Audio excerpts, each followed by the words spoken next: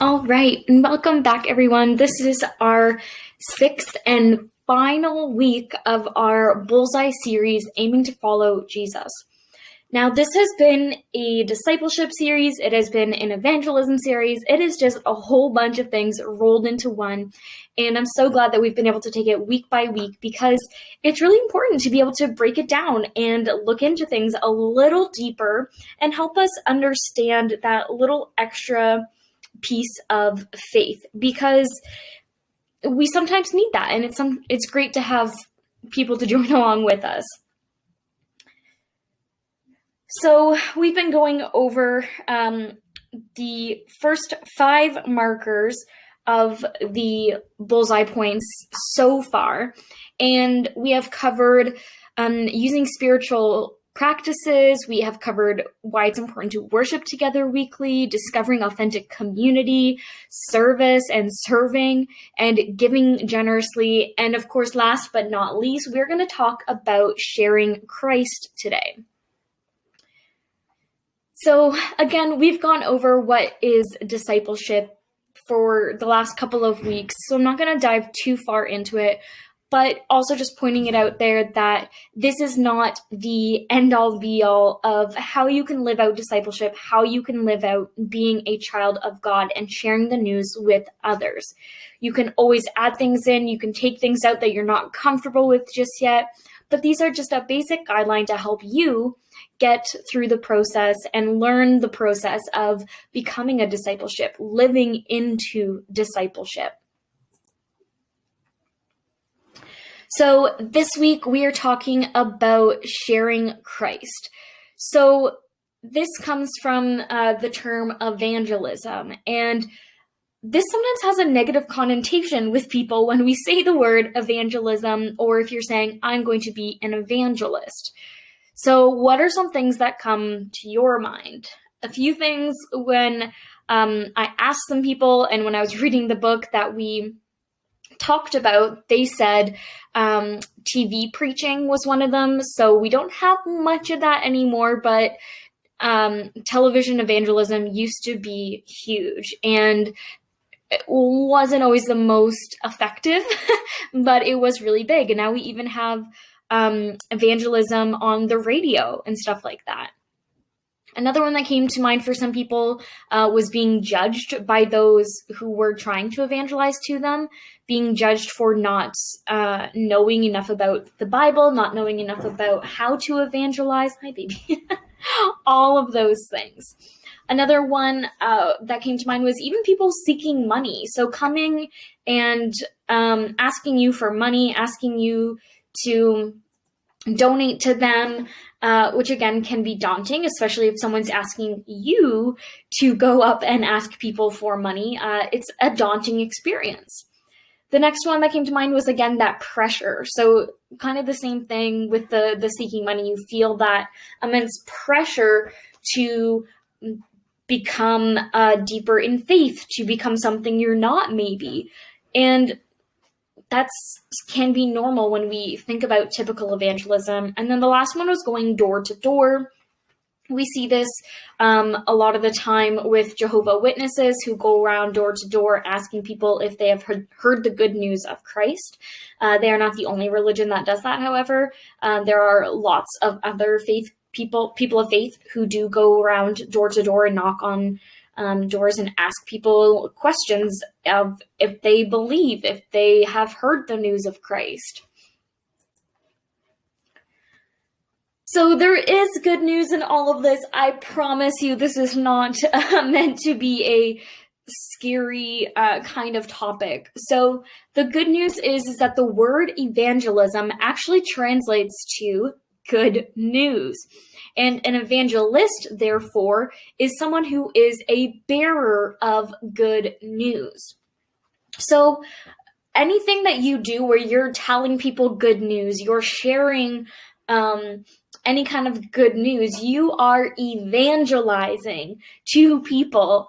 But again, it often has this very traditional Christian connotation to it, and it has a very Christian essence to it. And there's even church denominations that are evangelical. So there's lots of ways that this can be kind of miscommunicated, but at the end of the day, evangelism translates to good news. So for us to be evangelists, all we have to do is simply be a bearer of good news. So what is some godly good news that we see in the Bible? So first and foremost, God made us and knows us. God made each and every one of us. God wove us together in our mother's wombs. God knows us better than we know ourselves. He knows what is to come and what has happened in the past, and still loves us the same. God reached out for us. So God sent his one and only child to earth to take on human flesh for us. And this is a great kind of lead up to Easter, and as we're going through the weeks of Lent, is just knowing that God came down to earth for us, to be there for us, to live as a human and experience human pain, human suffering, and all that goes into that. We also know that we matter to God, and this comes from Matthew 6:25-34. We matter to God no matter what we do, simply because we are all children of God. There's nothing we can do to push God away. There's nothing we can do to make God stop loving us. God is always there for us. And the good news of great joy from Luke 2:10. There is so much good news in the Bible. The Gospels also translate to good news. So the entire Gospel is really meant to spread good news, to bring joy. And next, we're going to dive a little bit into what does Scripture say? So the first one, which is one of my favorites, or from this series, is Romans 10:15. And it says, "How beautiful are the feet of those who bring good news." Now, I don't know about you, maybe it's just me, but I don't always think feet are, beautiful. They're, just feet. Sometimes they're dirty. And I mean, in the summertime, I know mine are dirty a lot because I love going outside in the grass with bare feet, because I love the way it feels on my feet and on my toes. I love that feeling. And even in the sand, I love the feeling of sand on my feet. So my feet get pretty dirty, and I don't think they're beautiful. However, God knows that if we are bringing good news, those feet are beautiful. That journey is beautiful. Now, some of you probably may be like me, and you may be thinking, well, I haven't had the most beautiful life journey. So, how does that work? And that's okay. My journey has not been beautiful. I've had challenges in my life. I've had struggles in my life. The last 2 years, we've been dealing with COVID, and that has been a challenge. I have had up and down experiences with my faith and struggling with faith, struggling with my own mental wellness and mental health and mental illness, and sometimes feeling disconnected from God. I know when I first went into foster care as a child, I felt disconnected from God for a while. But I got right back into church, right back into going and talking with elders at my church and helping myself, understand a little bit more about the messiness of life, and that even though we are Christians, it does not mean that our life is going to be easy or simple. It simply means that we will have God and Christ and the Holy Spirit there to carry us through those hard moments. So just because you do not feel like your pathway from then to now, or your pathway of learning about Christ has been beautiful, I promise you there is beauty within the struggle. There is beauty in the rain. There's beauty in the storm and the rainbow that comes after the storm.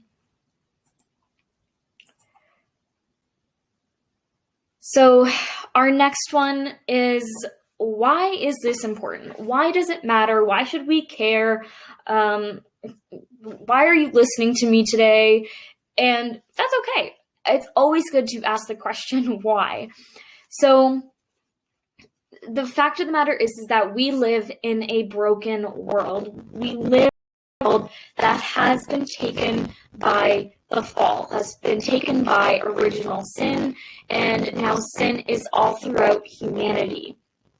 So acknowledging the fact that, yes, we live in a broken world, but that does not mean we have to feel broken or we need to stay broken. It just simply means that the world needs more good news because we are living within this brokenness of the world, and we are living in a time where there is sin.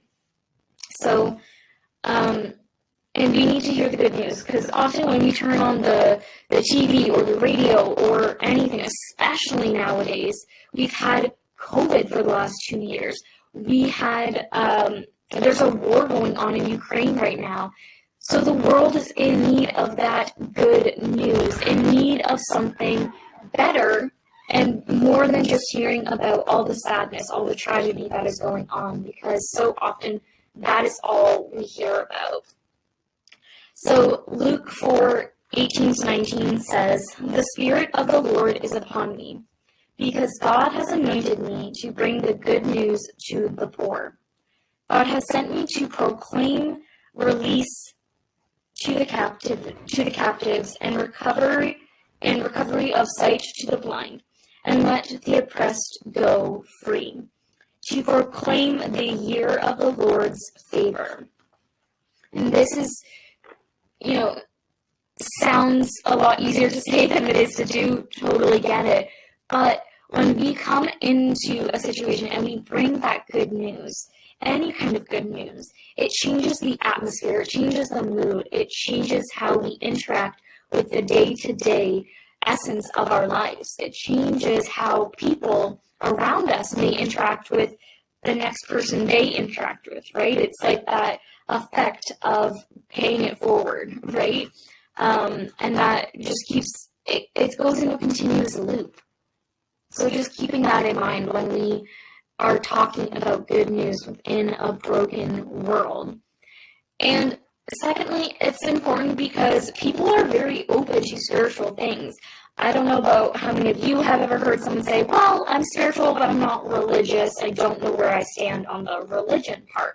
And that's okay. There are people who maybe grew up in the church and they no longer feel connected to the church, so they have stepped away, so they feel like they are spiritual beings but don't necessarily feel comfortable choosing one religion or choosing a church to go to because they just don't know. There's a lot of questions out there that we cannot answer empirically.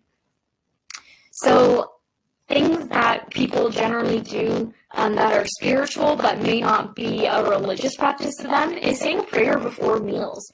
I remember growing up, often we said a prayer before meals, but I may have been the only one in my household that went to church on a weekly basis. But it was still common for us to say a prayer before we had dinner together, before we broke bread together on the weekends. It was just part of our life that we had built as a family.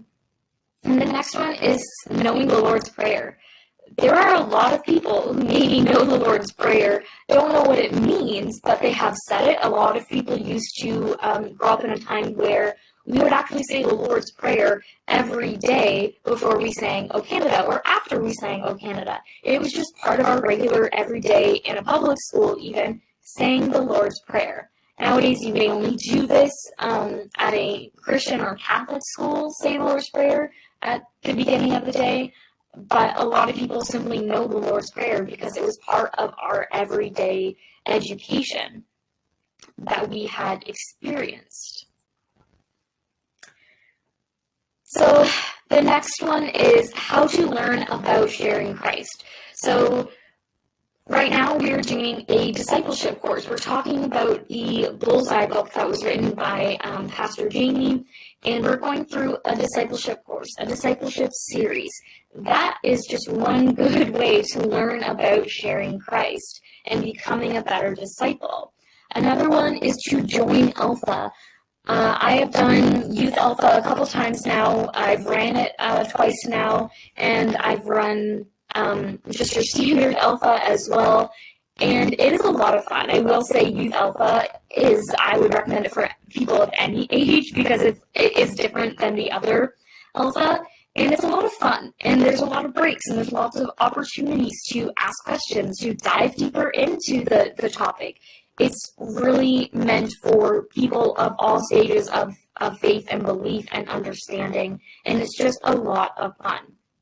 And the next one is just coming to Sunday mornings, whether it's coming to the Sunday lesson, coming to Kids for Christ, coming to the Sunday morning worship series. It just helps you grow in your faith and understanding of how to approach people when talking about Christ. And how do we share Christ? Well, invite a friend to youth group is the simplest way to do it. Inviting someone on a Sunday morning may be a little more daunting to you, and that's okay. But invite them to youth group. We have a ton of affinity groups. Invite them out to one of them. Even invite them out to one of our Friday night youth events where we're doing an in-person event. Invite them there. All of these things are easy ways to get people to come out and just learn a little something about why you are part of the church.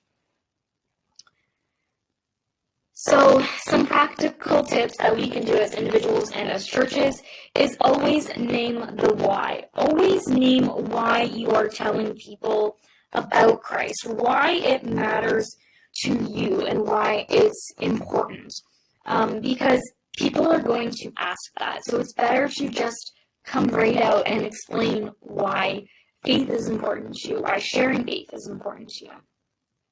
The next one is become an inviting church and invite people to church, right? So one of the things that we have done that shows our openness and acceptance to the 2S LGBTQIA plus community is we have a pride flag on the side of our church, which is awesome. This is a great sign of invitation to those who are part of the queer community to come to the church, to have a seat at the table, to have a voice at the table, and to learn how to integrate faith and queerness.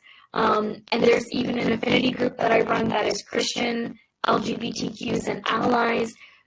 This is, again, another way where we are opening the door to those who may feel marginalized or may feel like they are not welcome in a faith-based community.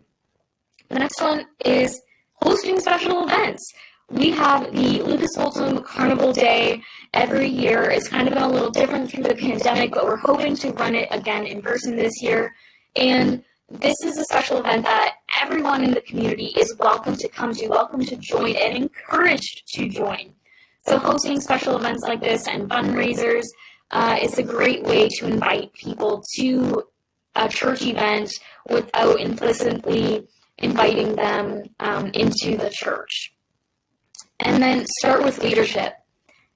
There are plenty of opportunities for youth to hold leadership positions. This could be you being a youth champion for your affinity group. This could be by joining the affirming ministry, having that voice at the table. This could be joining the mental health ministry or joining a ministry team in some way, joining the band and the worship team. There are so many ways for you to take up leadership within the church. And then, of course, sharing your story with others. So we've talked about this before, but it is really important. And then just praying. If there's someone who you feel you're being called to share your story with, pray on it. Ask God for guidance. Ask for that support, and you will find an answer one way or another. So lastly, I just want to say thank you for joining us for this discipleship series over the last 6 weeks, and I really hope you enjoyed it and you learned something. You can always feel free to go back and watch older ones as many times as you need, and they will be on our YouTube channel for you. So thank you for joining. I hope that you have learned a little bit about discipleship and how to invite someone else to church and to join you on your faith journey. Have a great day, everyone.